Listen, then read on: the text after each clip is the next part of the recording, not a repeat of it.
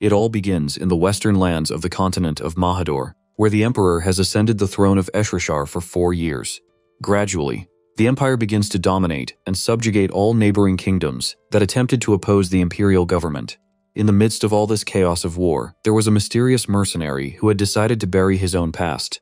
As he watches in silence, he remembers a very significant moment in his life that changed everything forever. In the past, his father simply says, out of the blue, that he needs to get married, leaving the young man completely shocked. He asks what is happening, and his father reveals that the bride will be the young lady from Baron Wibben's household. The man explains that she is only 16 years old, besides being a very beautiful and calm girl who loves gardening. He states that she will be an excellent marriage partner, as the young man leaves the office deep in thought. And so suddenly, at only 14 years old, the young man finds himself facing an unbelievable situation. He discovers that he will have to marry a noblewoman whose face he doesn't even know, and he becomes very worried about it. With no way to escape his own destiny, the young man ends up accepting it, and the wedding is indeed scheduled. On the day of the ceremony, dressed all in white, he still can't understand the reason for his father's decision.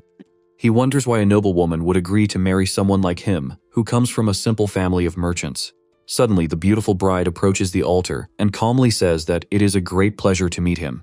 The boy blushes completely and is speechless upon seeing Tyria's dazzling beauty right before his eyes. She formally introduces herself as Tyria Wibben, displaying an extremely graceful and elegant posture. Her hair was golden like wheat fields, and her eyes had a very beautiful soft green hue. Her skin was extremely fair, and her lips had a vivid red color that drew a lot of attention. If he could describe her in just one word, he would say she was the definition of mystery and elegance. At that moment, his father touches his shoulder and tells him to greet his fiancée, causing the young man to wake from his trance. He bows slightly awkwardly and stammers as he says that it's a great honor to finally be able to meet her. Although everything seemed very confusing and chaotic, he could only think about the fact that they were now married. That moment meant he would spend the rest of his life with that incredible girl. Looking back now, he clearly realizes that that feeling was his first true love. Embarrassed by the silly grin that appeared on his face, he tries to contain himself as they exchange rings. He can't hide his happiness and ends up making a funny face when he puts the ring on her. The young man was so happy that he didn't even notice how sad and distant his fiancée seemed at that moment. He had no idea how much that situation and his silly reaction could be hurting her feelings. Later, under a heavy storm that raged over the mansion, the couple finally retired to their room. The young man looks at the ring on his finger, still unable to believe that this sudden marriage actually happened. He blushes intensely at the thought that such an elegant and perfect woman is now officially his wife. However, he remembers his father's words about her being the daughter of a very important baron in the region. No matter how hard he tries to understand the situation, he feels that there's something very strange behind it all. He decides to ask the maid why a noble woman like Tyria would agree to marry the son of merchants. The housekeeper Rhonda becomes visibly nervous and begins to hesitate, unsure how to answer his question. The boy begs her to tell the truth because he knows very well that she is aware of all the secrets. Rhonda closes her eyes and takes a deep breath, showing great concern before revealing what really happened. She finally breaks the silence and confesses directly that it's just a political marriage. Rhonda reveals that Tyria's family was drowning in debt, and the boy's family offered to pay it all off. They provided all the necessary financial resources in exchange for consolidating this union between the families. The maid explains that this way, their merchant family would finally be accepted among the nobility. The young man turns pale when he asks if this means the girl was basically sold to their family. Faced with the housekeeper's silent confirmation, the young man is completely devastated and unable to believe what he has heard. Feeling overwhelming guilt, he despairs as he realizes the terrible injustice he has committed against his new wife. Suddenly, he hurriedly opens the bedroom door while the maid screams in worry, trying to understand the situation. Determined to resolve things, he starts running down the hallway, desperately wanting to explain himself to her. He runs desperately through the halls of the mansion with the sole purpose of offering a sincere apology for what happened. He just wanted to find a way to say anything to her to try and fix that terrible mistake. The boy finally reaches her room and leans his hand against the wall, trying to catch his breath from the run. He stands there, breathless, gathering the courage to face the truth and finally talk to his wife. With his heart in his throat, the young man slowly approaches the large door of the room where his new wife is. However, even before knocking, he hears a very muffled crying sound coming from inside. Intrigued and quite worried, he opens a small crack in the door to try and see what is happening. It is at this moment that he sees his beloved curled up in bed, crying silently and sadly. The boy is completely devastated and shocked to see Tyria's despair. She seems to be suffering terribly. The moment he sees those tears, he decides to take a step back, feeling extremely guilty. He makes a drastic decision at that moment. He needs to do everything he can to annul this unjust marriage. Meanwhile, his father continues writing his documents calmly in his office, oblivious to the whole situation. Suddenly, the silence of the office is broken when the young man comes running in and slams the door shut. He enters, staring at his father, and shouts loudly to get the man's attention, who continues to act coldly. With great determination, he begs his father to immediately cancel the wedding that just took place. He questions whether Tyria agreed to marry only for money, and states that she was basically sold to them. The boy continues to desperately plead with his father to have mercy and undo that absurd agreement. However, his father only says his name in a firm and threatening tone of voice that makes the young man shut up immediately. The man sternly orders him to stop acting like a spoiled child and start facing his responsibilities. He says that they are now part of the nobility, and therefore the son must behave like a true nobleman. His father's icy gaze reminds the young man of how difficult his life has always been within that family. That look forces the boy to face the harsh reality that he would never have a say in his ambitions. He always carried the guilt of being born while his mother died in childbirth, becoming the target of his father's eternal resentment. In the end, the young man realizes that he was never more than a simple tool for the family's prosperity. To his father, he was just a pawn who should blindly obey all orders without ever questioning. And that's exactly how the boy was treated throughout his life, serving only the interests of others. Faced with this, the boy decides that he needs to disappear from there as quickly as possible and never return. He would do this to free Tyria from that unjust marriage and at the same time ruin all of his father's plans. With his mind completely made up, he grips the doorknob, ready to leave everything behind without looking back.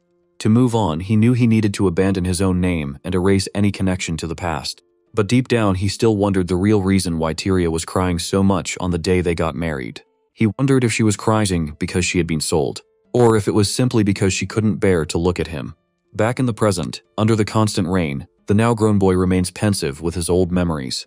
But he decides to push away those melancholy thoughts. After all, he had already taken his own path in life. The story then shows us a huge fortress where many warriors and mercenaries often gather. One of the local leaders is very surprised to receive a visit from a mysterious young man in that place. The big guy asks mockingly if a skinny kid like him really wants to become a mercenary. With an extremely serious and determined look, the boy firmly answers yes, without showing any fear. He then says that from then on his name would be Kashar, completely abandoning his former identity. The young man spent the next 10 years bravely fighting on cruel and bloody battlefields to survive. He wielded his sword with all his might as he wandered from war to war, searching for a safe haven. He eventually became known as the feared sword demon, but no one knew his true past. Now an adult and experienced warrior, he stands out on the horizon as a relentless and formidable fighter. However, the wars continue violently with entire armies armed to the teeth, ready for combat. Even when faced with hundreds of enemy soldiers, the legendary warrior does not hesitate and prepares for battle. He grips his large weapon firmly, as the blade gleams brightly in the late afternoon light. With a single devastating blow, he advances against his opponents, showing why he is such a respected warrior. Sometime later, the scene changes to a busy local tavern, where people are chatting happily. The owner of the establishment, absent-mindedly, cleans a glass while observing the customers entering and leaving the bar. Suddenly, the door opens, and the man greets the new customer with a friendly smile, welcoming him. The mysterious customer who just entered is the young man himself, dressed in discreet clothing and holding a cane. He walks slowly through the place, limping badly due to the serious injuries he sustained on his journey. Some customers start gossiping quietly and recognize the man, wondering what he's doing there. They are very surprised to notice that the fearsome battle demon is now in serious trouble. The tavern keeper hands over the drink and asks the young man directly what happened to make him limp like that. Elric replies that it was just a minor incident on the battlefield, as the tavern keeper hands him a recent newspaper. He asks if the injury was serious, and the boy replies resignedly that he will have to live with this limitation for a while. Suddenly, as he glanced through the pages of the newspaper, the young man was startled and gripped the page tightly. The tavern owner notices the customer's abrupt and worrying reaction and calls him over, trying to understand what went wrong. Elric is completely paralyzed, his eyes blazing with rage, as he reads the news that would change the course of his journey. Printed in the corner of the paper was none other than a photo of Hoban Portman, the man he had hated throughout his life. The loud whistle of a steam train begins to echo, announcing that the train is finally ready to depart. The locomotive speeds along the tracks, cutting through the landscape under the beautiful golden light of a late afternoon. Sitting in the train car, the young man observes the horizon through the window, remembering everything that led him to make that important decision. The photo of her deceased father was discreetly printed in the corner of one of the pages of that newspaper. Seeing Hoban Portman's image there made all her past wounds reopen in a painful and inevitable way. He remembers when he ran away from home in the past, carrying the foolish hope that his father would come after him to get him. It was the innocent, childlike hope of a boy of only 14 years old who did not know the true evil of the world. However, looking back, he realizes that that deep feeling wasn't entirely meaningless or unfounded. Although he had always been treated as a mere tool and considered responsible for his own mother's death, he was still the son of that ruthless man, and deep down in his wounded heart, he just wanted a little paternal affection. But expecting any kind of affection from that unscrupulous man was merely a great and foolish illusion on her part.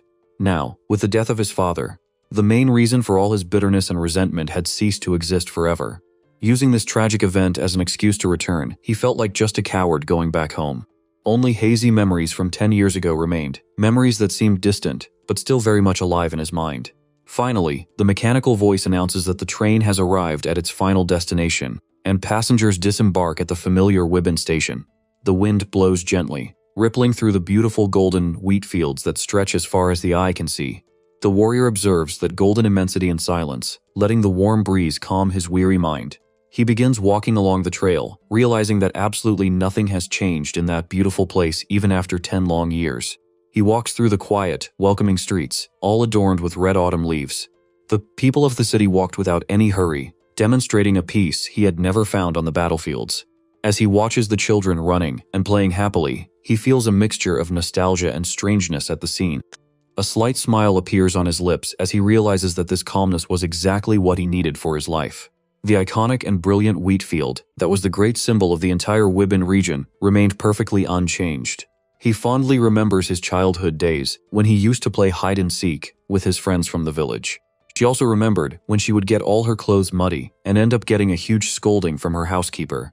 With each slow step he took, leaning on his cane, the memories of the past became increasingly clear and vivid. He murmurs to himself about how curious it is to have so many memories of that place he abandoned so long ago. The boy's expression then changes, and he becomes pensive as he stares intently at the dirt road ahead.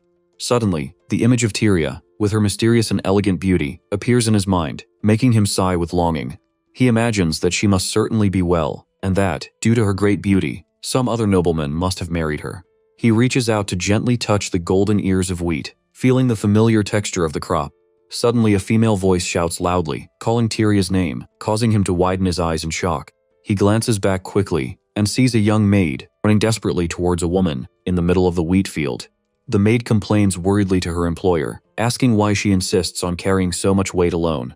Elric is completely paralyzed and breathless, wondering if the beautiful woman before him is indeed his Tyria. The maid tries to pick up the bundle, while the beautiful golden-haired lady just starts walking towards the young man. The young man watches her approach, his heart racing, unable to believe she's right there in front of him. He gazes into her beautiful green eyes, while mentally wondering how she still manages to be so stunning. With much hesitation and surprise in his voice, the boy asks her directly why she is still living there. He doesn't understand how such a coveted and beautiful young woman continues to live a simple life in the same city. He insists on asking why she is still in that place after all the problems they faced in the past. The boy anxiously awaits an answer, staring at her with a look full of curiosity and surprise. With a calm and serene look, the woman simply replies that she remains there simply because she is still his wife. Hearing Tyria's shocking revelation, the boy lowers his head, feeling the enormous weight of his own foolishness.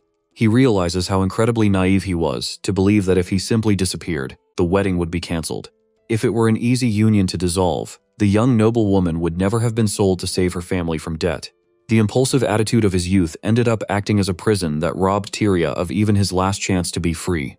The boy stares at her in silence, as he reflects on the past mistake that has trapped that beautiful girl forever. He feels that in a way he destroyed the life and self-esteem of that woman who was forced to fulfill her role. He considers himself merely an extremely selfish and cowardly person for having run away from reality and abandoned her to her own fate. While he was wielding a sword and spilling blood on the battlefields, she endured the pain of loneliness. The boy wonders how difficult and lonely it must have been for Tyria to spend all those long 10 years waiting for him. He knows very well that he should sincerely apologize to her for all the suffering he caused, but he feels very hesitant. The young man fears he doesn't have the right to apologize after so much time has passed, or that she might get angry and reject his apology. He tries to stammer a few words, breaking the silence of the moment, and gestures nervously, unsure of what to say. Tyria remains calm and expressive, simply staring at him intently as he unsuccessfully tries to explain himself. Very gently, she interrupts his nervousness and gently suggests that they both go inside the large mansion right away. The noblewoman begins to lead the way back with calm steps, while the young man silently follows close behind her. He watches her walk with her back to him and senses that her presence is surrounded by a deep mystery, very difficult to decipher. He thinks it would be much better if she were angry with him, or if she at least yelled to show her indignation. The young man imagines that deep down she must feel a lot of resentment and bitterness because he simply ran away and left her behind. He imagines that she would be furious, demanding belated explanations about why he returned after so long. These thoughts leave the young man frightened and distressed by the possibility of facing in his wife's harsh judgment. But looking at the girl, he notices that she continues walking with a completely serene and tranquil posture along the trail. Suddenly, she stops in the middle of the path, turns around and sweetly asks if he won't accompany her inside the house. The warrior blinks, surprised by such a welcoming and peaceful attitude, and takes a moment to react. He grips his cane tightly and replies firmly that he's coming right behind her without further hesitation. And so the two walk side by side across the beautiful golden field under the sunset towards the vast family estate. The imposing Portmer family mansion appears on the horizon, magnificently illuminated by the warm colors of dusk. Tyria politely asks him to wait outside for a moment as she goes inside to call the house butler. The young woman pushes open the enormous glass front door and enters the residence, while the young man waits thoughtfully. He stands outside observing the details of the mansion, where he spent much of his troubled childhood. The warrior realizes with astonishment that everything remains exactly the same as when he fled from there 10 years ago. Every detail of the architecture and the classic fountain in the garden were identical, making the boy feel like he was in a time tunnel. He could clearly remember every window and even small stains on the walls of that enormous mansion. A nostalgic and discreet smile appears on his face as he realizes that the place still retains all its essence. But suddenly, his moment of nostalgia is interrupted by a female voice from behind asking who he was. He turns his face in surprise and comes face to face with a very familiar figure whom he did not expect to see again so quickly. It was the housekeeper Rhonda, dressed in her elegant maid's uniform, holding her hands out in front of her with great politeness. The boy can't contain his joy and shouts the governess's name with great enthusiasm, surprising the woman. Rhonda stares at him with considerable unease, realizing that this mysterious man seems to know her very well. The warrior displays a warm and playful smile, jokingly asking if she really doesn't recognize him. The woman adjusts her glasses curiously, observing the features of that mysterious visitor in search of answers. Suddenly, noticing the boy's eyes, she widens her eyelids in complete shock upon discovering the truth. She lets out a startled and excited exclamation, calling him by the old title of young master that she used in the past. With tears in her eyes, Rhonda trembled as she approached to ask if the man before her was indeed her young Elric. He confirms with a warm smile, saying it's been a long time, and hugs her tightly, celebrating their reunion. The governess bursts into tears of pure happiness and relief upon realizing that her beloved boy has finally returned. She steps back a little, crying a lot, and says that she almost didn't recognize him because he had changed and grown so drastically. The boy laughs slightly and admits that he has indeed gone through many transformations, and that it is perfectly normal not to recognize himself. However, Elric's gaze quickly returns to seriousness as he recalls how complicated his old life used to be. His fiancée's poignant words about still being his wife continue to echo powerfully in his thoughts. For someone who had spent the last 10 years fighting terrible battles, that reception was something he hadn't expected. Rhonda asks, frightened, why the young master is in that state and so badly injured. Elric realizes he has changed so much that even the woman who raised him as a son no longer recognizes him. He looks at Tyria and wonders how she knew who he was. The young warrior is visibly blushing and very intrigued by the situation. While observing the mansion, he tries to understand how she recognized him at first sight. At that very moment, the curtains of one of the mansion's windows swayed gently in the breeze. Tyria was silently observing the conversation between Elric and the housekeeper through the window pane. She gets a big fright and quickly moves away when he turns towards her. The young noblewoman becomes extremely nervous and breathless, trying to hide from him. The boy merely observes from afar, displaying the striking scars on his neck.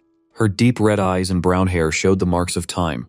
He sighs with relief upon realizing that his wife's beauty remains exactly the same. Later, Elric decides to take a hot bath, finding the whole situation very strange.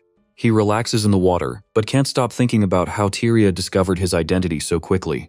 After washing himself, he puts on a white bathrobe and prepares to leave the bathroom calmly. But his eyes widen, and he lets out an exclamation of surprise upon seeing something unexpected. Tyria was standing right in the middle of the room, wearing only a short towel wrapped around her body. The girl's face turns completely red with embarrassment, and she can't say a word. She stammers desperately, trying to apologize for accidentally intruding into the bathroom.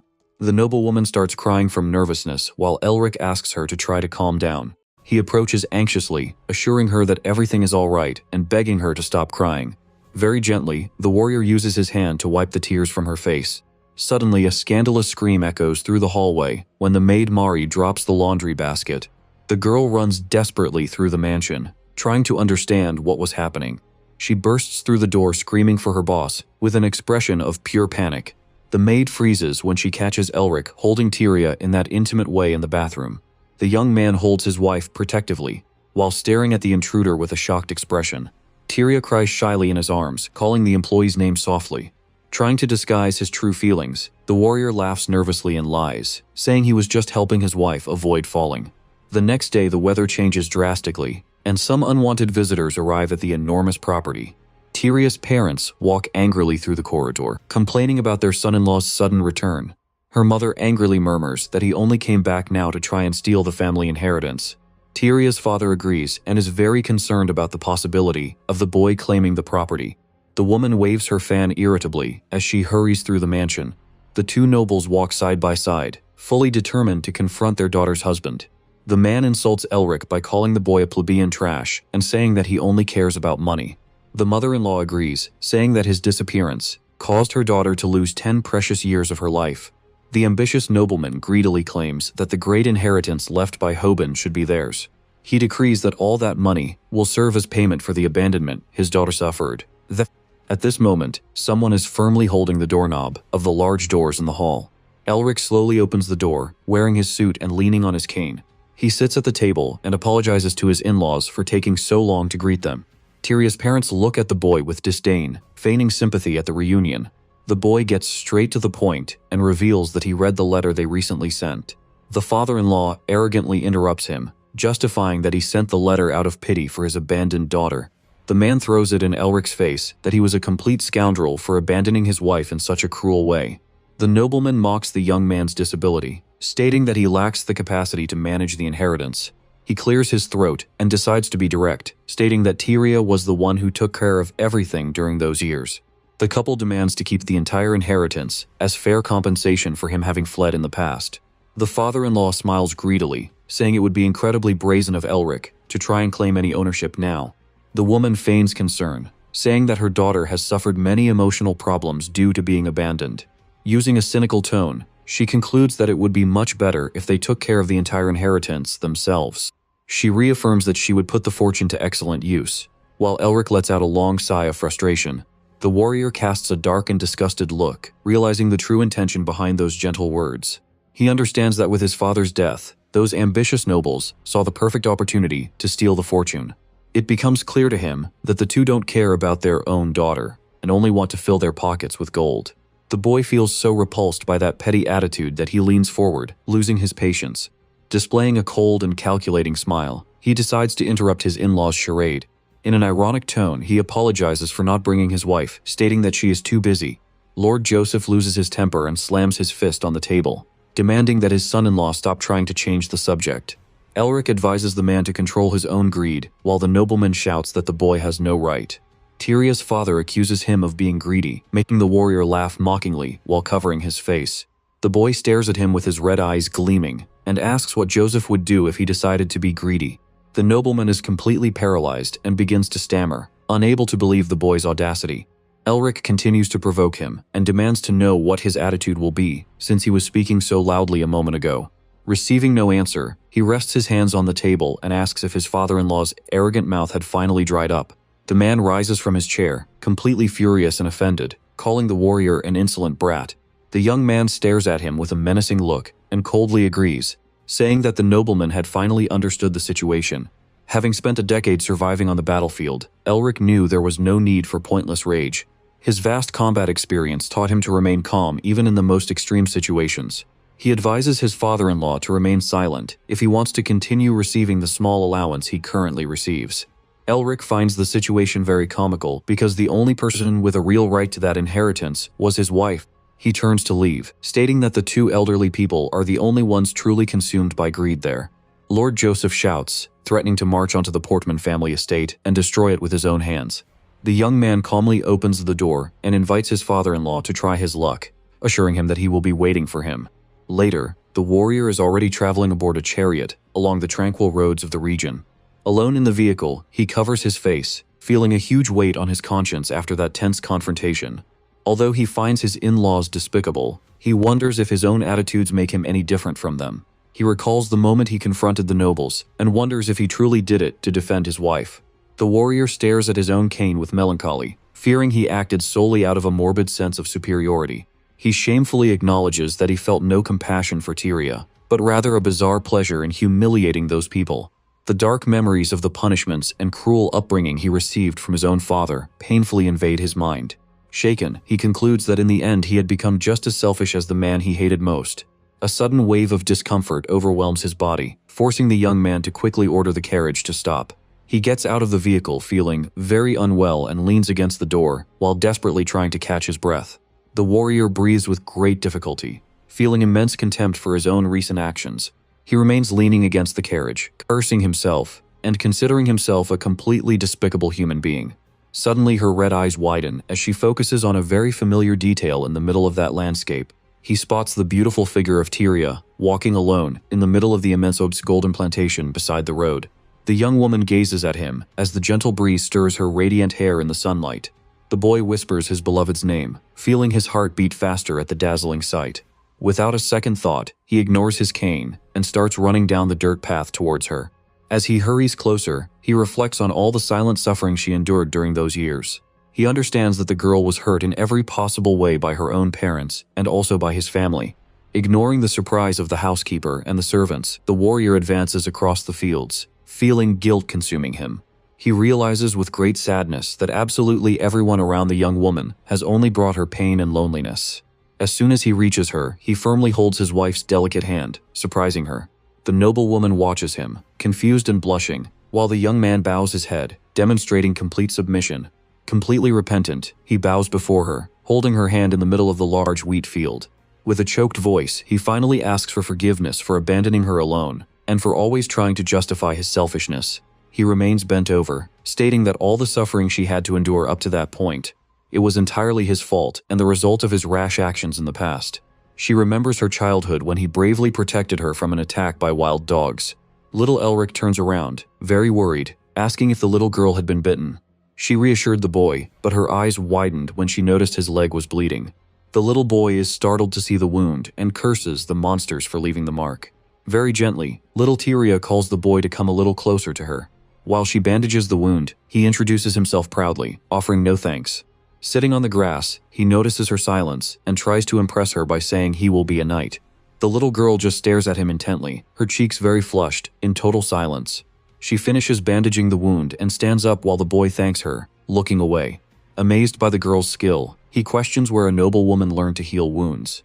She whispers sadly about her babysitter, but the boy doesn't hear and asks her to speak louder. The little noblewoman becomes even more embarrassed and frowns at his noisy behavior. The boy complains childishly, saying that being so shy she would never be able to get married. But soon the boy blushes and promises that he will take her as his wife when he becomes a great knight. Hearing that sweet promise, little Tyria's heart races with excitement, and she is amazed. Completely embarrassed by the silence, he shouts, trying to invent excuses to disguise his shame. The girl walks silently back home, while he continues shouting indignantly in the background. But the truth was that she walked around, displaying a beautiful, passionate, and very affectionate smile. Back in the present, Tyria looks fondly at an old photograph of that dreamy boy.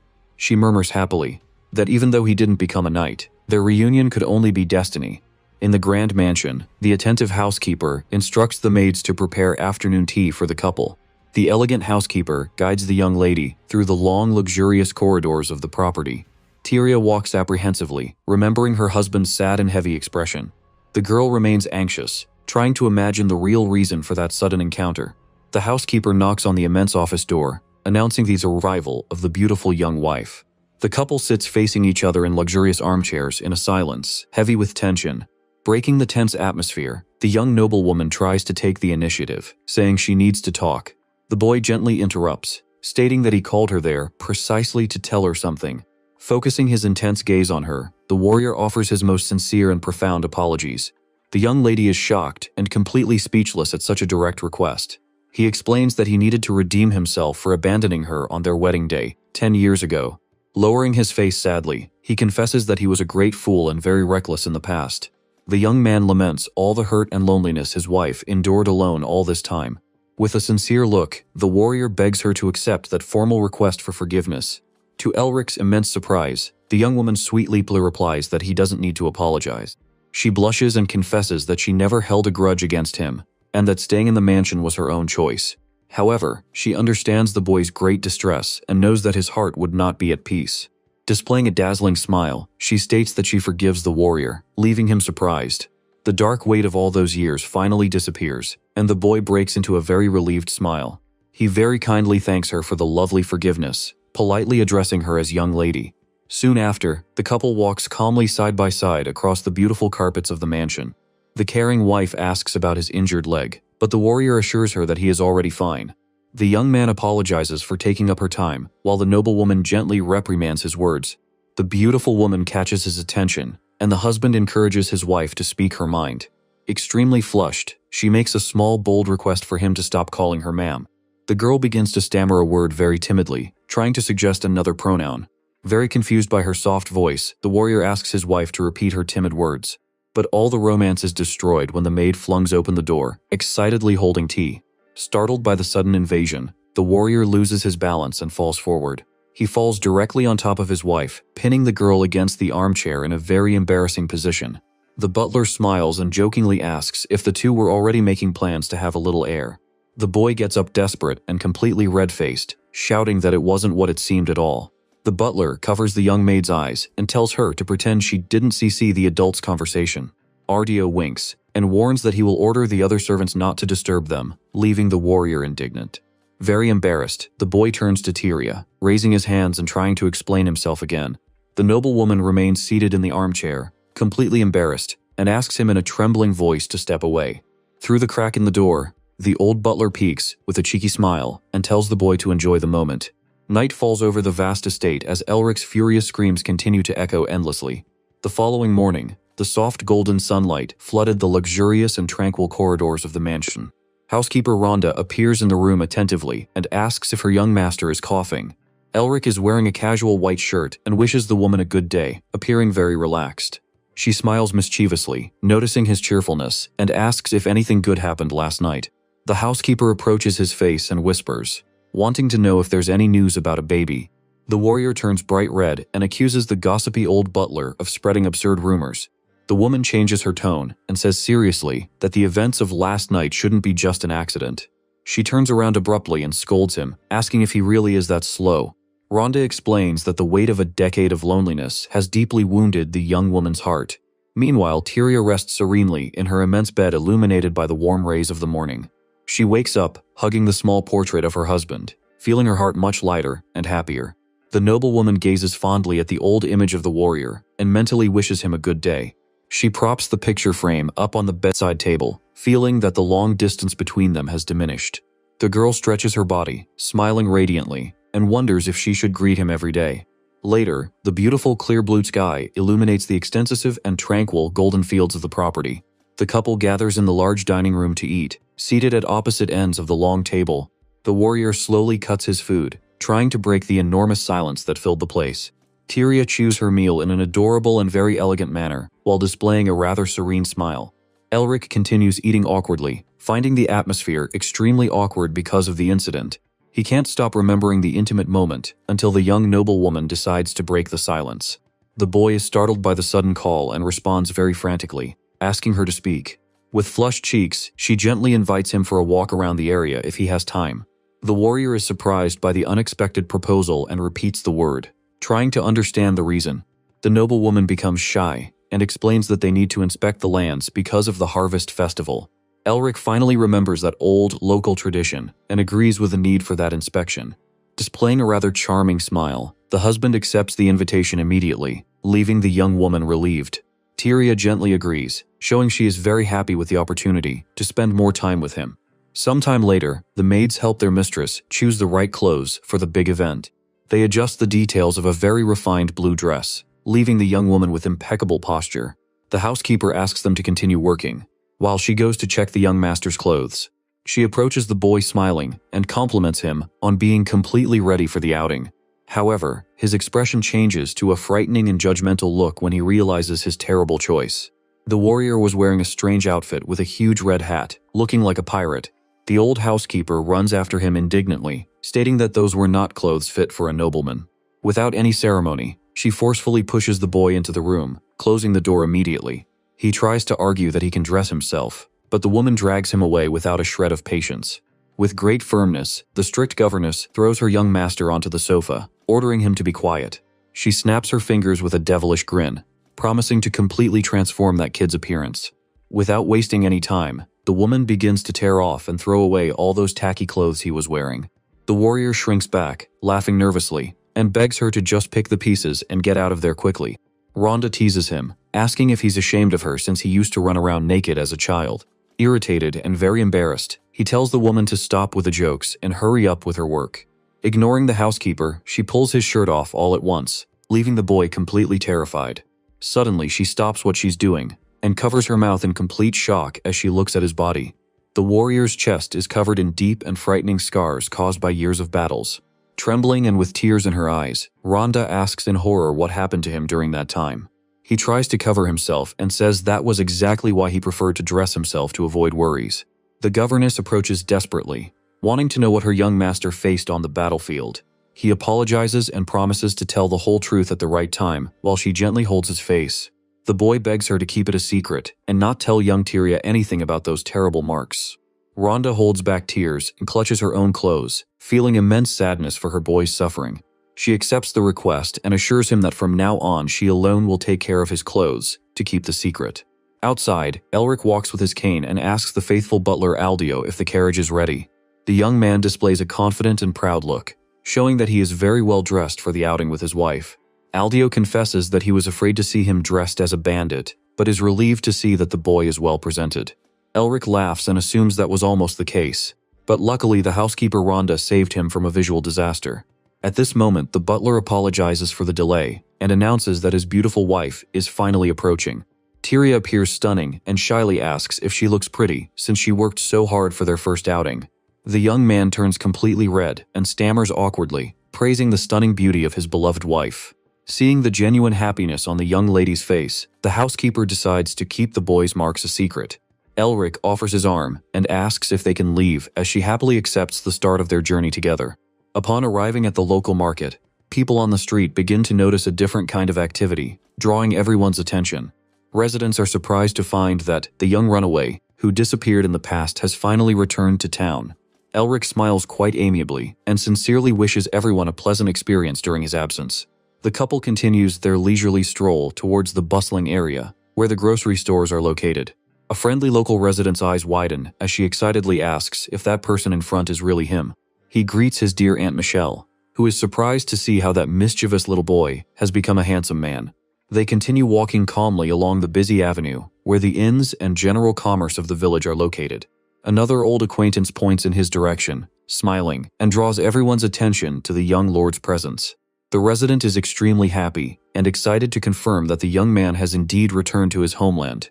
They ask concernedly about the injury to his leg, stating that the future lord needs to stay strong and healthy. Suddenly, an enthusiastic shout calling out the boss's name makes the boy turn around curiously to see who it is. It's your dear childhood friend Bart, who comes running up with a huge, genuine smile of happiness on his face. The two quickly approach each other and share a strong, nostalgic handshake to celebrate that special moment. Elric hugs his companion and jokes that he hasn't changed at all, while his friend asserts that the boss has changed too much. Bart politely greets the noble Tyria, who returns the greeting with a kind smile and wishes him well. The blonde man invites his old friend to stop by his tavern later so they can have a drink and a chat together. The warrior readily agrees and beats his chest, promising to visit the establishment soon. They say goodbye with friendly waves, as the couple continues their pleasant stroll through the sunny village. The friend observes them from afar, thinking that although he didn't expect their marriage, the two do indeed make a beautiful couple.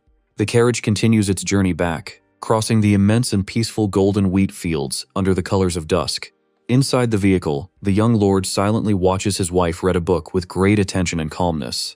He notices the cover of the material and wonders curiously if what she is reading is a botany encyclopedia. Gathering courage, he decides to break the silence and sweetly calls his wife's name to start a conversation. The young noblewoman looks up from the pages and responds very kindly, ready to listen to what he has to say. He sincerely reveals that he wants to help manage the land and asks her to teach him how to do it. The boy assumes that she carried this entire burden alone for too long and that he wants to take on his responsibilities. The girl's face turns extremely red and she hides it behind the book, completely embarrassed by his behavior. Behind the pages, she displays a radiant smile of happiness and thinks proudly of how reliable her husband has become. She closes the book with considerable determination, demonstrating that she is fully prepared to give a definitive answer. Tyria blushes and asks if she can be as strict with him as the late lord taught her. Elric smiles gently and readily agrees, asking her to do exactly as she sees fit. He questions whether her father really raised her strictly, and she says yes, but that she was never scolded. The scene changes to a bustling and noisy tavern, located very close to the border of Chebar at night. The interior of the establishment is packed with customers, chatting happily and enjoying the cool evening. Suddenly the large doors open, and an authoritative voice commands all the fools present to listen. The tavern keeper interrupts his work, cleaning a glass, and stares at the entrance, quite surprised by the intrusion. A young woman with long red hair and a dark cloak appears at the entrance, announcing that she will only ask the question once. With a dark and direct look, she demands to know the whereabouts of Kasha, the fearsome sword demon of that region. Meanwhile, the golden sunlight majestically illuminates the entire enormous Portman estate the following day. Inside the large library, only the relaxing sound of a quill pen writing on paper can be heard. Elric watches her closely and asks if she always deals with that huge pile of administrative documents. The young noblewoman stops what she is doing and, with a flushed face, asks permission to speak about an important matter. She timidly asks if he would agree to give a speech at the festival to celebrate his official return. The boy is quite embarrassed by the idea and repeats the proposal aloud with a nervous smile on his face. He remembers the difficult times of war, when commanders shouted for blood and death on the battlefields. Back when he was acting under the guise of the mercenary Kasha, he simply ignored all those speeches. The boy never wanted to stand on platforms to speak and never had any intention of doing anything like that in his life. His intense red eyes gleamed amidst the carnage as he recalled the true reason for fighting. His presence on the battlefields served solely as a way to unleash all his uncontrolled fury. The young man ruthlessly took the lives of his adversaries, spilling rivers of blood wherever he went. Acting like a rabid dog, he simply cut and destroyed anyone who dared to stand in his bloody path. The boy wonders thoughtfully how someone with such a dark and violent past could go up on stage to give a speech. He quickly apologizes to his wife, explaining gently that he got distracted for a few moments. To solve the problem, he affectionately suggests staying right next to her while she makes the speech. Tyria is delighted with the support and readily agrees to take on the responsibility of speaking at the big event. She displays a radiant smile, thinking that having her beloved husband by her side is more than enough. In front of all the residents gathered, she begins her speech thanking them for their collective effort throughout the year. With great warmth, she encourages the entire population to make the most of the festivities on that very special day. The crowd goes wild and shouts with pure joy, celebrating the start of the festivities with great enthusiasm and applause. Holding hands and very happy, the couple decides to descend from the platform to walk and mingle with the people of the village. The residents notice the approach of the beautiful couple and begin to whisper, surprised by the friendliness of their rulers. A friendly local cook approaches and offers a bowl of delicious traditional food for the noblewoman to try. Immediately afterwards, one of the workers offers Elric a mug full of drink to enjoy the celebration. The guy sincerely thanks everyone for their kindness and wishes everyone an excellent harvest festival that day. Suddenly, Tyria's eyelids widen in surprise as she notices a rather unusual attraction taking place in the middle of the square. She excitedly points towards the main stage and enthusiastically asks her husband to look at that attraction. On stage, the court jester announces a very special and rare performance for the entertainment of all the townspeople. He holds a sharp sword and announces with great theatricality that he will perform the incredible and dangerous sword-swallowing trick. While the young woman is shocked by the scene, the warrior merely observes with disdain that trick so common to him. The entire audience begins to applaud enthusiastically, and Tyria claps, delighted by the talent displayed by the clowns. However, looking to the side, the young woman notices her husband's completely bored and impassive expression in response to the show. He dodges the question by lying that he's seen it many times before, concealing the fact that the enemy swallowed real swords in the war. The two continue their walk and soon come across a shooting gallery focused on throwing sharp knives. The game owner recognizes him and challenges the young lord to try a round, drawing the attention of all the children present. He points to some apples hanging on a wooden panel and promises a great prize if the lord hits the target. The warrior hesitates, saying it's been a long time since he threw a weapon, but the children beg to see his skills. Tyria supports the children's request and sweetly encourages her husband to join in the fun and show off his aim. He agrees to his beloved wife's request and gathers some knives, preparing to make the throws to applause. While the stall owner asks him not to get nervous, the warrior's gaze focuses on the apples with extreme precision. Controlling his strength, he throws the knives with great lightness, accurately hitting the fruit targets. The stall owner is completely paralyzed in shock, while the children shout with admiration. Tyria gazed at her husband, her cheeks flushed, and her eyes shining with pure admiration for his skill. The boy notices everyone's impressed expressions and wonders if he should have pretended to be a worse shot. To disguise his true feelings, he laughs and attributes his success to pure luck, hoping to have at least managed to keep up appearances. The wife runs over excitedly saying that he was fantastic and that he looked like a true knight fighting with honor. Elric happily notices that she is much more animated and cheerful thanks to the contagious atmosphere of the festival. At that moment, the stall owner interrupts him, extending his hand to give him the reward he won in the game. The worker smiles from ear to ear, handing over a beautiful package of eggs that was specially prepared by the guild. Generously, he asks to donate the prize to the little boys there, who shout and celebrate, saying that their master is the best. Tyria is deeply moved by the kind gesture and sweetly praises her husband, saying that he is very kind. He smiles awkwardly, remembering when he was a child, and was happy to receive eggs and find a rare golden shell. She perfectly remembers when he traded the egg for a giant helmet that looked like a bucket on her head. The young noblewoman can't contain her spontaneous laughter and giggles joyfully as she relives the amusing old memory. Elric, intrigued and with a look of utter astonishment, questions how his wife knows such a specific detail. Stuttering nervously, she tries to explain, saying that rumors about that mischievous little boy were circulating throughout the village. In her thoughts, she desperately acknowledges that she can in no way reveal the true reason for her discovery. She can't admit that she had been secretly watching him since childhood, simply because she dreamed of becoming his wife. Elric calls her in a gentle and affectionate way, causing the girl to snap out of her reverie, slightly startled. He flashes a beautiful, blushing smile and extends his hand, inviting the young woman to go to the square to begin the grand celebration. With a look full of affection, she accepts the invitation and firmly holds his hand as they walk together to the party. The master of ceremonies loudly announces to the entire city the official start of the lighting of the great bonfire. Before that, the man respectfully thanks the distinguished couple for their presence, which makes the festival shine like the beautiful noblewoman. The crowd cheers joyfully at the praise while the warrior smiles, finding the man truly very charismatic. The presenter calls for everyone to pray together for the eternal prosperity and glory of the entire region before the bonfire. To the couple's complete surpluses, the man announces that they should now celebrate a beautiful public kiss between the rulers. The two instantly freeze at the sudden announcement, and their faces turn completely red with embarrassment. The young woman is in complete despair, unable to believe that she will have to kiss her husband in front of everyone there. To make matters worse, the mischievous friend Bart starts shouting, urging the lord to hurry up and kiss his bride. The blonde man asks all the residents to join their voices in chorus to give plenty of courage to their shy young master.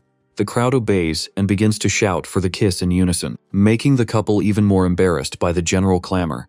Elric stares into his beloved's frightened eyes and, his heart racing, politely asks her permission for a moment. Without warning, he wraps her in his arms firmly and protectively, leaning his body towards her with complete elegance and passion. The boy kisses her tenderly, making the young lady's heart race frantically at his bold gesture. He timidly apologizes, justifying that he did it to comply with the insistent requests of the villagers. The girl says sweetly that she accepts his wishes and understands the situation, but sweetly warns that she won't stop there. She firmly holds his cheeks and takes the initiative to seal a true and passionate kiss on his lips. At that very moment, the enormous bonfire is lit, and the entire crowd celebrates, letting out deafening shouts of pure joy. Under the beautiful full moon, the residents shout, wishing eternal love to their masters and glory to that wonderful community.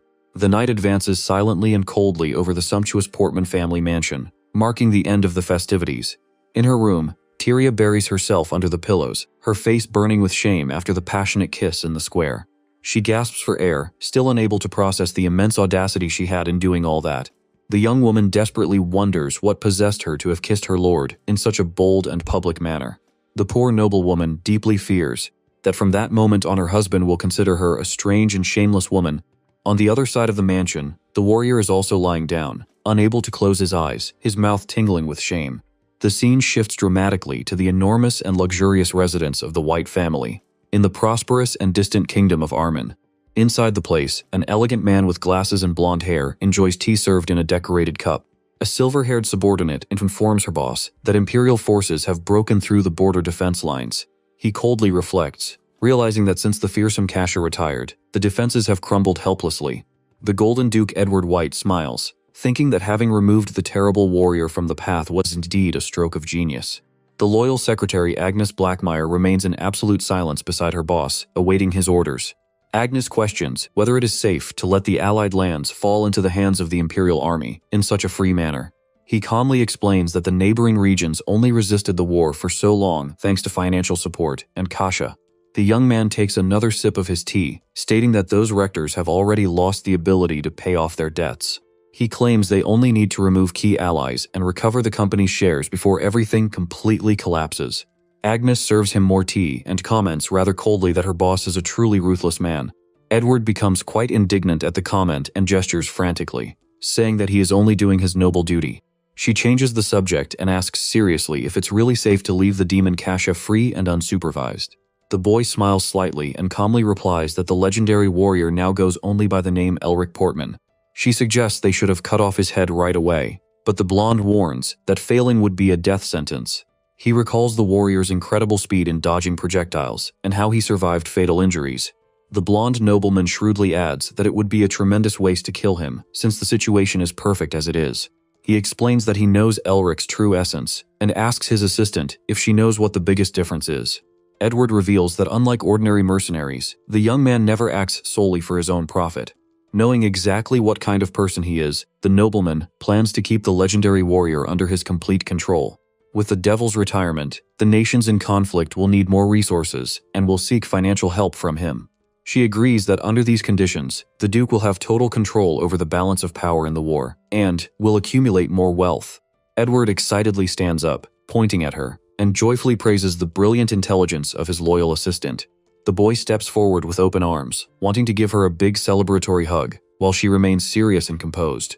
With merciless force, the woman lands a painful blow, causing her young boss to writhe in pain instantly. She sternly warns him not to try anything funny, assuring him that she won't go easy on him just because he's younger. Far away, the blue and sunny sky shines majestically over the beautiful and tranquil corridors of the Portman family mansion. In the room, Rhonda helps young Elric put on his elegant formal clothes, ensuring he is very comfortable. The young man walks down the hallway chatting with the maid, but stops talking immediately upon seeing his beautiful wife. Tyria also freezes instantly and whispers, her face completely flushed with embarrassment after their reunion. The boy looks away, stammering awkwardly, his heart pounding with pure embarrassment from the recent kiss. Rhonda senses the heavy atmosphere of shame and decides to intervene with a warm ear-to-ear smile to help. Completely embarrassed by the situation, the young woman turns around and runs away through the property's corridors. Elric awkwardly scratches the back of his neck, while the housekeeper glances sideways at him, trying to understand the couple's strange behavior. She asks worriedly if the two ended up fighting, since she heard that the night at the festival had been very passionate. The boy tries to make excuses, blaming his friend Bart's jokes, but the maid insists on knowing if the rumor was true. Completely embarrassed by the question, he quickly changes the subject, wanting to know who today's visitors are. Rhonda explains seriously that a trade delegation from the Western Kingdoms is about to arrive at the property. The warrior becomes tense immediately and repeats the origin of the visitors with a look full of concern and distrust. The housekeeper gleefully reports that the dispute over the local wheat is so fierce that even the Kingdom of Armin has joined the fray. Elric despairs at the thought of the disaster it would be if one of those strangers recognized him as the fearsome Kasha. She advises that under normal circumstances his wife would go, but that it is fair and right for the Lord to assume this role now. Already at the large train station, the faithful butler Aldio calmly advises him not to get so nervous about the reception. He assures that a few formal greetings, as he was taught, are enough for everything to go perfectly well at the meeting. The boy tries to remain calm, thinking that none of his former wartime adversaries would be there just to buy wheat.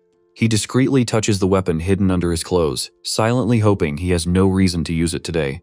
Suddenly, the imposing steam locomotive arrives, making a lot of noise and announcing the official arrival of the commercial caravan.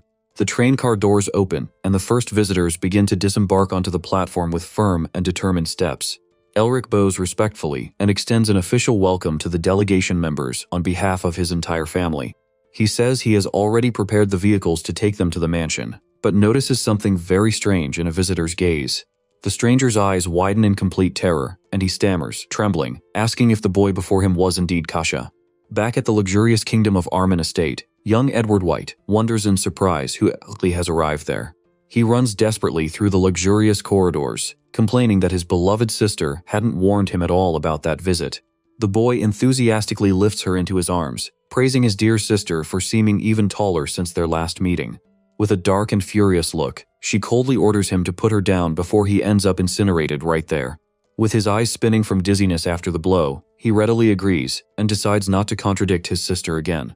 With her arms crossed, she impatiently demands to know if he has yet discovered the current whereabouts of the demon Kasha. Stuttering quite a bit, the boy explains that the warrior disappears like a ghost, making him extremely difficult to track. Irritated, she threatens to withdraw all her shares from the company if he doesn't find the whereabouts of the sword-wielding demon soon. Squeezing his cheek hard, she coldly orders him to find the whereabouts of the sword demon at all costs. With a dramatic movement of her dark cloak, the young woman prepares to leave, leaving the atmosphere very tense. She displays a rather serious and focused look, demonstrating that she will not accept any further excuses or failures in the future. She warns that his time is short, and that he must at least discover a real clue to the whereabouts of the sword demon. The large white and gold doors of the hall are slammed shut, marking the imposing exit of the young redhead. Agnes questions whether he will actually give the information, and he denies it, fearing colossal disaster should the two confront each other. He gets up from the ground and very seriously asks if the trade caravan has already been safely sent to Wibben. The secretary confirms but highly doubts that an experienced warrior like Kasha would fall for such a simple business trap. The young man smiles confidently, assuring that he has prepared an irresistible business proposal that Elric will not be able to refuse under any circumstances. Far away, the great steam train continues its journey, cutting through the vast sunny fields towards Wibben Station. Inside the carriage, the passengers remain completely silent, simply observing the beautiful landscape passing by the window. The two sales representatives are dressed in elegant suits and appear quite anxious for the business meeting. The leader of the delegation observes them intently, maintaining a completely firm and impassive posture throughout the train journey. Finally, the steam train docks at the busy Wibben station, releasing a thick, white plume of smoke into the air above the platform. Distinguished diplomats begin to descend the carriage stairs in an orderly fashion, under the watchful eyes of those awaiting them. Elric politely bows and officially welcomes them on behalf of his entire family to that beautiful and prosperous region. He very politely informs them that he has already prepared the carriages to transport them to the enormous Portman mansion without delay. Suddenly, one of the envoy's eyes widened in complete shock as he focused on the young ruler's intense red gaze. Trembling and completely pale, the man stammers in terror, wondering if that nobleman in front of him is the demon with the sword. The warrior becomes very tense inside when he realizes he had the terrible misfortune of running into that very guy again. He knows very well that if his identity is exposed, his entire beloved region of Wibben will be in grave danger. The foreigner panics, demanding that the train be turned around immediately, while the others try to calm him down. Pretending to be a completely silly and laid-back lord, Elric introduces himself with a huge, forced grin from ear to ear. The messenger becomes confused and begins to wonder if that silly boy could really be the fearsome sword-wielding demon. Seeing him act so naively, the man concludes with relief that it would indeed be impossible for such a fool to be the great Kasha. He recalls in chilling detail the pivotal moment when he witnessed the real Kasha in action in the past. At that time, an arrogant nobleman delivered a violent slap to the face of a defenseless lord right in the middle of the great hall. The man fell straight to the ground, under the shocked stares and disapproving whispers of all the event guests. The atmosphere at the scene became extremely tense, with people whispering in fear and dreading how the fight would unfold. The aggressor shouted furiously, insulting the man of humble lineage and demanding respect for his important social position.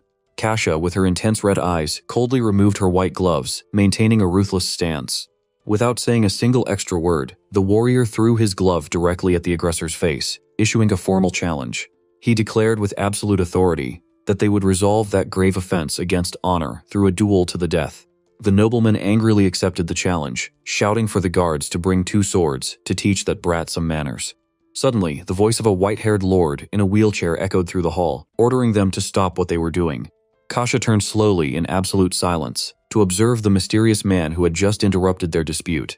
The man apologized on Kasha's behalf, pleading for compassion, but Lord Polo shouted furiously that it was too late for that. Polo continued shouting indignantly, demanding that the warrior lower his head and immediately apologize for what had happened.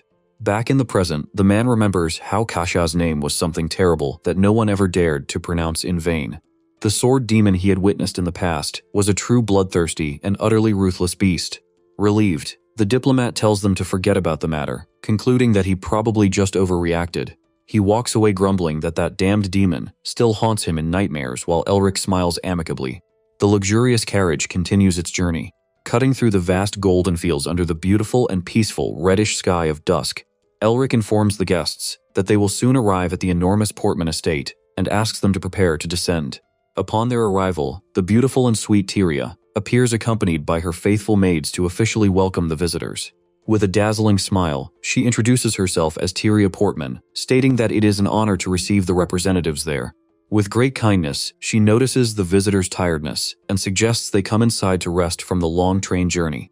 Tyria politely asks the housekeeper Rhonda to escort the noble diplomats to their respective quarters. Later, night falls over the vast property, and the sound of knocking on the door breaks the silence of one of the rooms. The startled Lord Polo rests in his armchair and wonders in confusion if it could be some kind of room service at this late hour. At that moment, firm footsteps echoed across the bedroom carpet, indicating that an unexpected visitor had just entered. The messenger complains, saying he doesn't need anything, but his voice instantly fades when he sees who is standing before him. The young ruler stares at him with an extremely cold look and firmly warns that unfortunately he will have to bother him today. Completely terrified by that intimidating presence, the nobleman loses his balance and falls seated on the floor of the room. Pointing a trembling finger, Polo screams in panic, stating that that implacable gaze confirms that he is indeed the terrible Kasha. The desperate cries of the messenger echo, muffled off the walls of the Portman mansion in the silence of that cold night. Faced with the obvious discovery, the warrior decides to drop the disguise and fully admits that he no longer needs to hide anything. The diplomat crawls in terror and asks what he wants, justifying that he has already offered sincere apologies for what happened in the past. Elric sits imposingly in the armchair and, with a rather sarcastic tone, recalls the day the man offended his family. The boy stares at him with his red eyes gleaming and coldly states that he doesn't remember accepting those apologies. He invites the man to stand up from the floor so they can discuss business, leaving the startled diplomat completely bewildered. The warrior asks directly if the purpose of his visit to those lands wasn't precisely to buy Wibbin's valuable wheat. Under an extremely tense atmosphere, the two nobles position themselves face to face to begin the important negotiations. Lord Polo swallows hard and stares at the young warrior very carefully, fearing some violent physical retaliation from him. Elric bluntly reveals that before going there, he had a very important business meeting with the respected Lord Ugil. The frightened messenger asks what he said, and the warrior calmly replies that he received an excellent offer from him. He recalls that the nobleman from the kingdom of Armin showed complete interest in buying all the wheat production available in the region. Ugil confirmed the intention to distribute the purchased supplies throughout the western region, using their extensive infrastructure. He promised that a generous percentage of the commission fees generated by sales would be passed directly to the Portman family.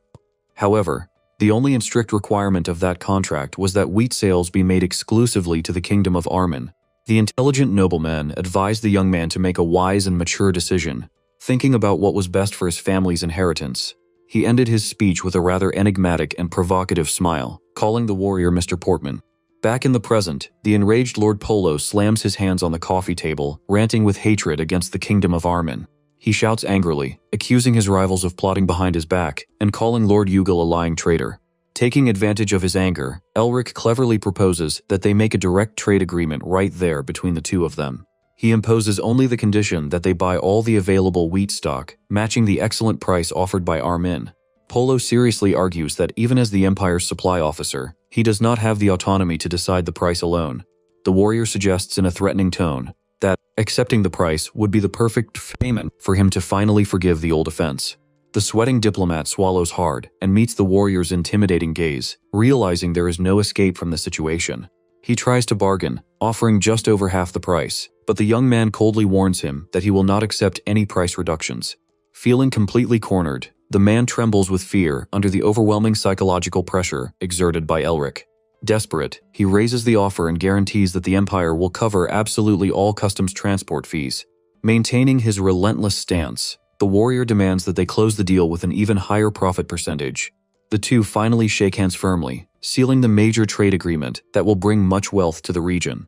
The boy celebrates the successful transaction while the man, surprised, admits that he negotiated like a true professional. Out of curiosity, the diplomat asks why he chose to negotiate specifically with his own delegation instead of accepting Armin's. The boy just stares at him coldly, silently thinking that he chose him simply because he considered him the weakest target of all. But to keep up appearances, he just laughs meekly and says it was a great opportunity to make amends for past mistakes.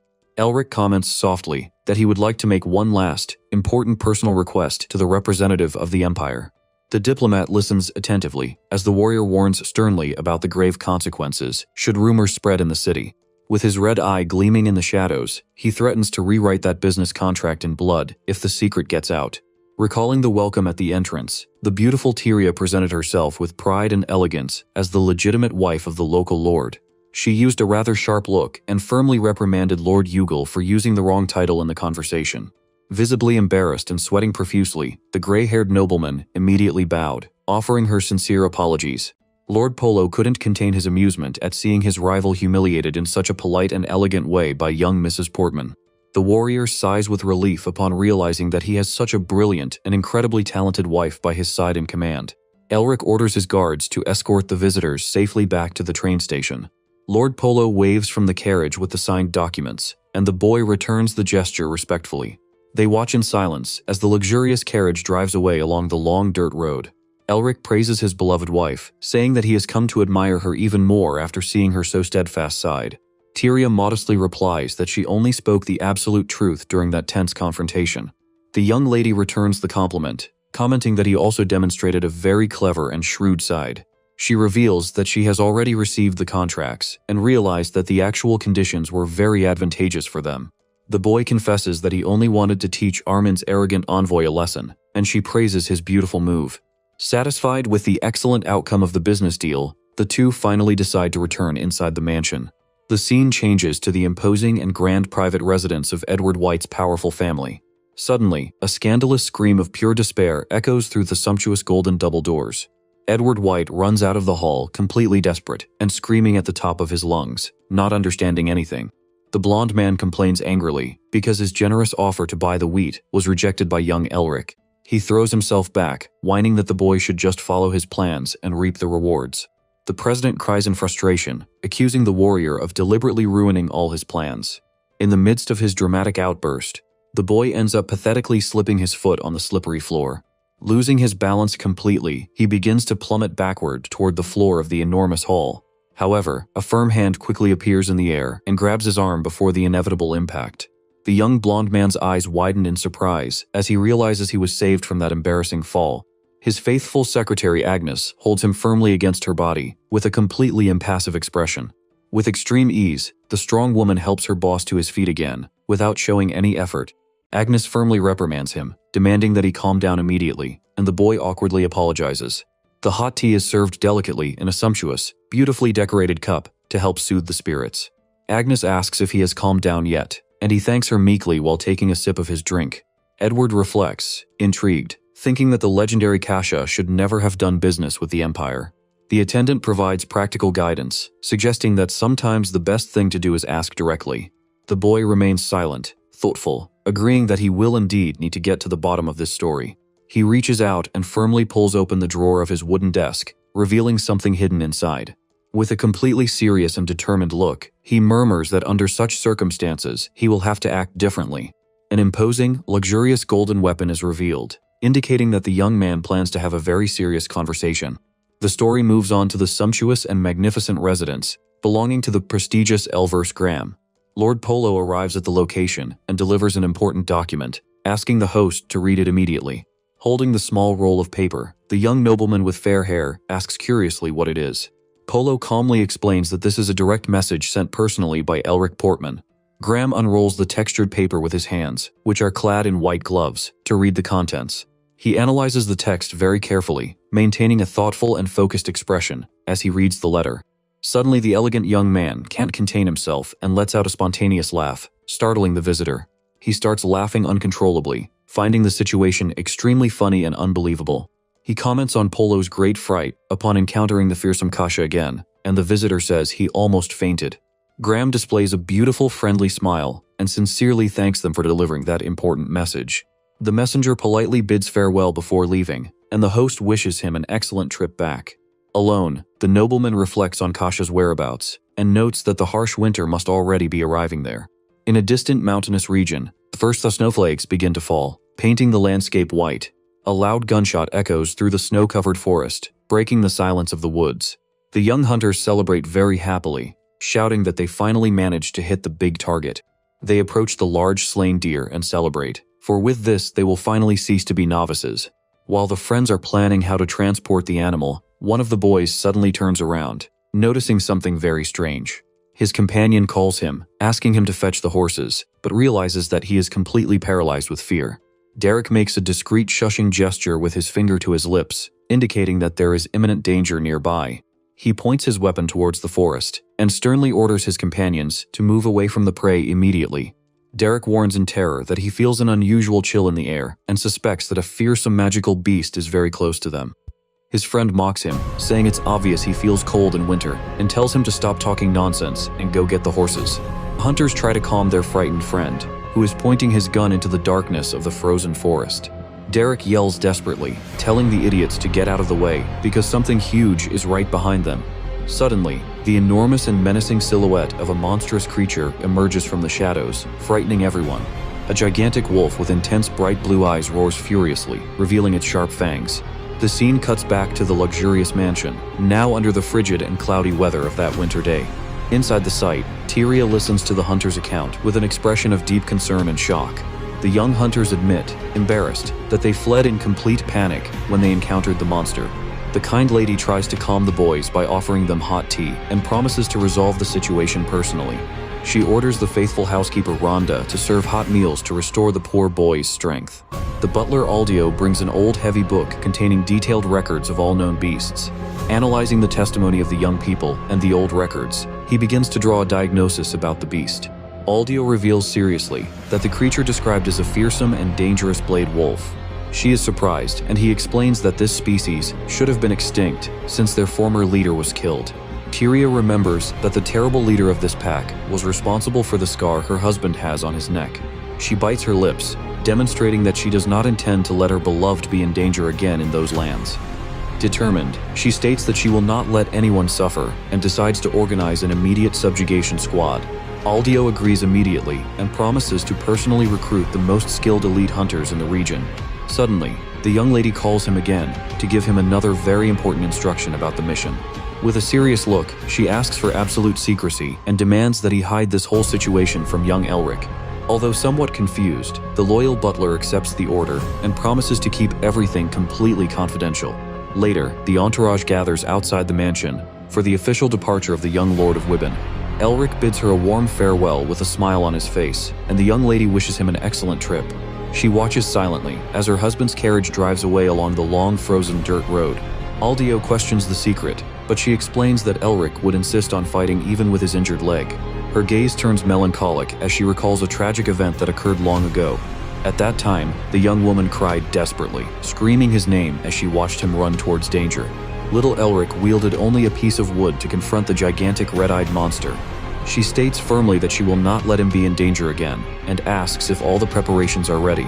The butler confirms this, introducing the elite group of hunters who will defend the family's lands. She compliments the group and says she's going along, but the butler is surprised and tries to stop her immediately. She explains that it is her duty as a noble to march alongside those who will risk their lives under her orders. Aldio gives in worriedly, but imposes the strict condition that she flee immediately if the monster appears. Meanwhile, the scene shifts to the bustling and beautiful commercial center of the prosperous Wibben region. In front of a local establishment, a familiar hospital sign appears indicating medical services. The doctor advises the young lord to avoid any strenuous physical activity for the next few days. Elric calmly leaves the place, leaning on his cane, while a man follows closely behind. The boy turns around curiously when he hears his given name being pronounced so casually on the street. He widens his eyes in surprise and recognizes the smiling, dark-haired man who is waiting for him outside. This is your great childhood friend Luton, who is extremely happy to see you back in that land. The two old partners share a strong reunion hug, joyfully celebrating the end of the long distance. Luton proudly displays the beautiful sword he received from royalty upon becoming a respected knight. Excited, they decide to look for a nearby tavern to drink and talk about the news from the past. Suddenly, a young messenger arrives running desperately, shouting that he has a letter of extreme urgency. The delivery man reveals with a tense face that this is an official distress call sent by the Portmans. The two nobles are in complete shock, unable to understand the reason for that sudden request for help. He tremulously reports that the beautiful and courageous young lady Tyria is involved in a dangerous situation. The messenger reveals that his wife was attacked by a terrible magical beast in the middle of the frozen forest. Far away, the deafening sound of multiple gunshots echoes among the icy mountains, marking the beginning of the fight. Two of the terrifying magical beasts are running fiercely through the snow towards the group of hunters. One of the elite defenders reacts quickly and fires a precise shot to try and stop the enemy advance. The accurate projectile hits one of the wolves squarely in the head, causing the beast to howl in pain and collapse onto the icy ground. While the warriors fire and hold off the attack, the two women run desperately in search of safe shelter. The servant Marie spots an old wooden cabin in the middle of the snowstorm and points the way to her mistress. They run without looking back and rush into the abandoned property to try and protect themselves from the cold. Outside, the warriors shout, ordering them to light the magical luminous stones immediately. They plan to use the mana flow from the glowing stones as bait to lure the wolves away from the girls. The plan works perfectly, and the entire furious pack begins to chase the hunters into the forest. Inside the dark cabin, the two young women huddle under a thick blanket, shivering with cold and great fear. Tyria sincerely apologizes for putting her maid in danger, but the girl insists it was all her fault. Marie tries to reassure her, saying that she has already sent an urgent request for help and that the rescue should arrive soon. Tyria smiles in relief, agreeing that hiding the situation from Elric was the right decision to protect him from danger. Marie is deeply moved by her lady's noble heart and sheds tears of admiration and tenderness. Far away, Elric and Luton ride at top speed through the heavy snowstorm, trying to arrive in time. The young man feels very distressed, wondering if his beloved wife truly didn't trust his strength to fight. Luton shouts insistently his name to try and get his attention amidst that deafening wind. The knight asks his friend to remain calm and swears that he will rescue the noble Tyria safe and sound, no matter what, from that forest. The boy recalls the day he ran in panic in the past, begging for help when he saw his friend in great danger. Back then, little Eldrick faced the terrible wild beast alone to protect the lives of his companions.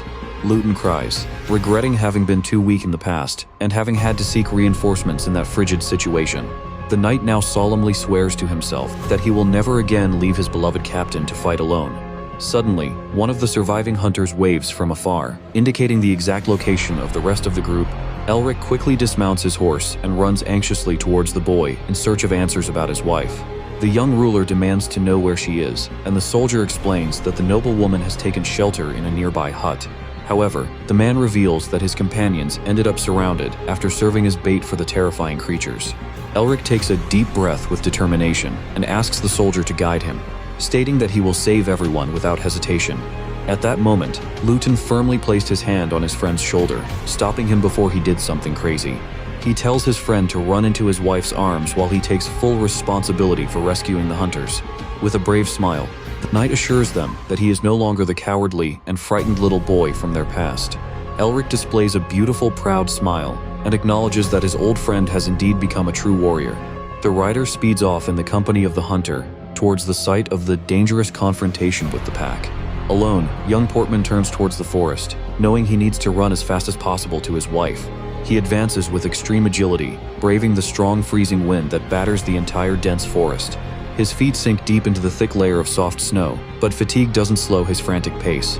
He desperately hopes everyone is safe, realizing the imminent danger lurking in that frigid area. Suddenly, he spots the old wooden structure amidst the snowstorm and feels a profound relief in his heart. Without hesitation, the boy throws open the doors of the shelter, letting the icy wind of the storm rush inside. The boy screams his beloved wife's name at the top of his lungs, his eyes wide with pure anxiety and despair. Hidden in the bedroom, the young lady stammers in surprise upon seeing her husband there. With flushed cheeks, the two women stared at him in astonishment, unable to comprehend how he had found them so quickly. With firm and hurried steps, the young warrior walks across the wooden floor, approaching the young women. Without saying a word, he wraps his beautiful wife in an extremely tight and emotional embrace. With her face completely red, Tyria asks in fright why he came to that dangerous forest. Elric angrily reprimands her, questioning why she did something so risky without consulting him first. She lowers her gaze with deep guilt and whispers sweetly that she just didn't want to put him in danger again. Hurt, the young man looks at her and asks in a soft voice if she really had so little faith in her husband's strength. Tyria tries to explain herself hurriedly, but is silenced when the boy pulls her close again, very tenderly. Relieved, he simply says he's happy to see her safe and asks her to promise she'll never do something so dangerous again. Resting her face affectionately against his chest, she smiles sweetly and agrees to make that promise of eternal love. The adorable maid Marie silently celebrates under her blanket as she witnesses the couple's beautiful reunion. Suddenly, the couple hears heavy footsteps outside the cabin and becomes fully alert. Marie opens the door very happily and announces that the brave elite hunters have finally returned safely. Elric smiles, praising the group's excellent work in resolving everything so quickly and efficiently. However, the young man suddenly stops talking when he realizes that something very strange is happening there. He scans the hall with his eyes and earnestly questions the soldiers about the whereabouts of his childhood friend Luton. The hunter reports with concern that Luton ordered the group to retreat and decided to face the entire pack alone. Elric grits his teeth in anger and frustration, muttering that his friend is a real reckless idiot. He orders that Tyria and Marie be taken safely down the mountain and warns that he will return to rescue Luton. However, before taking the first step, a delicate hand firmly grasps the sleeve of his suit jacket. The young ruler turns around, quite surprised, to realize that his beloved wife is trying to stop him from leaving. With tears in her eyes, Tyria confesses her fear of seeing him hurt and begs him to promise to return safely. Meanwhile, the intense echoes of gunfire continue to break the freezing silence of those icy mountains. The fierce, bright-eyed wolves continue to advance relentlessly against the hunters' defenses. Another precise shot is fired, illuminating the icy blizzard and attempting to ward off the terrifying creatures. The bullet hits one of the monsters, squarely in the middle of the forehead, instantly stopping its brutal attack. The soldiers shout, covering the rear, as they make room for the two women to escape through the snow. Marie points anxiously to the abandoned cabin, indicating that it is the only shelter available in the area. They run towards the old wooden house and rush inside to try and escape the cold. The leader of the guards loudly orders the mana stones to be lit in order to illuminate the area. They use the intense light as a bright lure and start running to guide the beasts in another direction. The plan works, and the dangerous monsters follow the icy light, chasing the hunters through the forest. Alone and helpless, the two young women remain locked in the cabin, shivering with cold under the blanket. Tyria deeply regrets, her eyes filled with sadness, having dragged her faithful maid into danger. The courageous Marie insists that the decision to follow her was hers, and assures that the rescue group will arrive soon.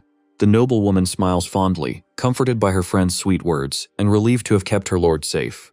Marie sheds a few emotional tears when she sees how much her young employer cares about everyone's safety. Meanwhile, the two strong knights continue their relentless journey through the immense mountain blizzard. Elric stares at the icy horizon, feeling a huge pang in his chest because his wife hadn't trusted him. Luton shouts, urging his captain to focus on the mission and forget those negative thoughts once and for all. The loyal knight assures with complete conviction that they will be able to rescue the young noblewoman, safe and sound from there. He sadly recalls when he was just a weak little boy, running around in panic, looking for help. Back then, young Elric had to face the terrifying wild beast alone to protect the lives of his companions. Young Luton wept bitterly, feeling like a powerless coward for not being able to help his best friend. But time passed, and the boy now faces the icy blizzard, determined never to leave his captain to fight alone again. Suddenly, a cry for help catches their attention, revealing the presence of one of the surviving hunters. The two stop their mounts immediately and rush towards the wounded man to get news. Elric desperately asks about his beloved, and the guard confirms that she has taken shelter in an old cabin. The hunter adds tensely that his other companions ended up surrounded after serving as bait for the beasts. The young lord decides to act immediately, but his companion stops him, holding firmly onto his shoulder. Luton takes responsibility for rescuing the surrounded soldiers and orders Elric to go and save Tyria immediately. The brave knight assures that he will take care of everything and tells the boy to run into the arms of his beloved wife. With an extremely confident look, he states that he is no longer that weak and defenseless little boy from the past. Elric smiles with pride, realizing that his friend has become a true and respected warrior of royalty. Luton and the hunter speed off towards the forest to deal with the attack of the giant wolves. Knowing what he must do, young Portman prepares to rush forward amidst the snowstorm. He runs at top speed, defying the biting wind and the dense snowstorm that covers the entire region. His feet sink into the frozen ground, but his unwavering determination prevents him from slowing down his frantic pace. The boy tirelessly brushes the snow from his face, hoping that his beloved is safe and sound. Finally, the silhouette of the abandoned cabin appears on the horizon, bringing a glimmer of hope to his heart.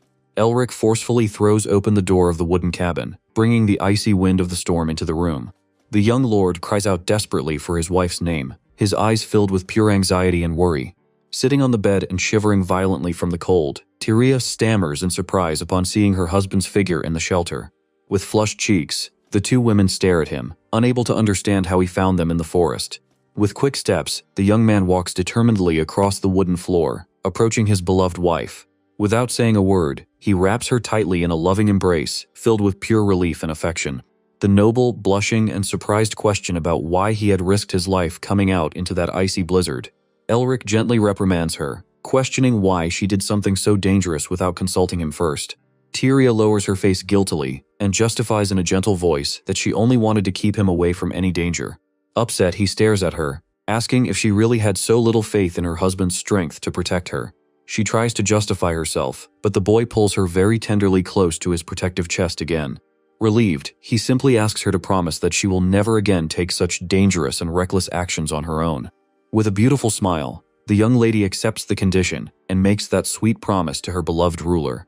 Under the blanket, the servant Marie watches the whole scene, moved by the sincere love shown by the noble couple. Suddenly, heavy footsteps are heard outside the cabin, breaking the silence of that romantic moment. Marie runs to the door and joyfully announces that the brave elite hunters have returned from their dangerous mission. Elric smiles and warmly congratulates the soldiers on their excellent and swift subjugation work. However, the young warrior falls silently into a serious tone upon noticing that a very important person is missing from the group. He faces the hunters and demands to know where his brave childhood companion, Luton, is at that moment. The soldier reports, very tense, that Luton ordered everyone to flee and decided to face the terrible pack alone. Elric slams his fist against the wall, cursing his friend for taking such an extremely reckless and dangerous action. He orders the men to guide the women to safety and warns that he will return immediately to save his friend. However, before he leaves, Tyria firmly grasps the sleeve of his garment, indicating that she has something to say. The young man turns around curiously, noticing his beloved wife's desperation to keep him there under the cabin roof. In tears, she confesses her terror at the thought of seeing him injured and begs him to promise that he will return alive and unharmed. Elric recalls when the unexpected union with Tyria left him quite intrigued regarding the noble's intentions. He walked through the wheat fields in the rain, remembering when he was forced to marry the young lady. The enormous doors of the Imperial Hall are violently flung open to announce the arrival of a very distinguished visitor. Edward White appears running with open arms to enthusiastically welcome his beloved older sister. The beautiful red-haired aigrette Valentina sits imposingly, demonstrating that she is the main shareholder. Diplomat Polo stares at the young noblewoman, sweating profusely with terror at the sight of his immense authority and social prestige. Gathered around a sumptuous round table, the nobles prepare to begin the grand announcement about the business. Tyria officially reveals that the Portman family has decided to close a major sales deal with the Imperial Army. Hearing his wife's announcement, young Elric simply smiled contentedly, knowing that the plans had gone perfectly. A gray-haired nobleman congratulates Lord Polo on his success, while the diplomat offers a rather humble thank you. However, Lord Ugal slams his hand on the table in anger, shouting that the transaction makes no commercial sense whatsoever. He asks Tyria if her husband agrees with this, and she replies that everything is done according to the strict wishes of her lord.